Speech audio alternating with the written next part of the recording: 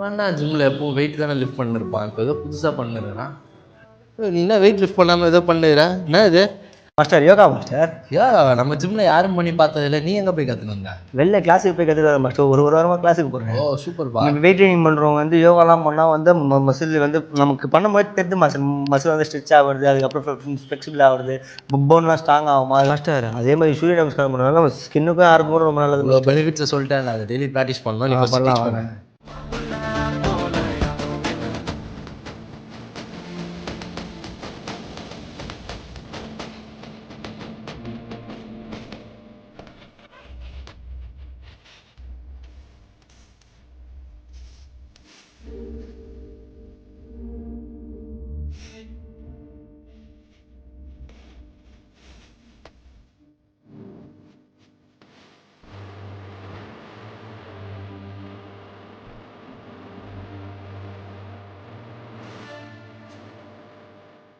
Master அதே மாதிரி 5 to 12 time daily பண்ணிட்டு இருந்தால் எக்ஸசைஸே பண்ணாமல் இருப்பாங்கல்ல, அவங்களும் ரொம்ப நல்லது. அதேமாதிரி ஒர்க் அவுட் பண்ணிருப்பாங்கன்னா அவங்களாம் வந்து ஸ்டிஃபாக இருக்கும்ல மசில், அவங்களுக்குலாம் பண்ணாங்கன்னா அப்டமனில் வந்து பிளட் ஃப்ளோ நல்லாயிருக்கும். அதே மாதிரி நம்ம ஸ்ட்ரெஸ்லாம் கூட ரிலீஃப் ஆகுமா மாஸ்டர். அதுக்கப்புறம் அந்த ஒபிஸாக இருந்தாங்கன்னா அவங்களுக்கு கேலரிஸ் கூட பேர்ன் ஆகுமா.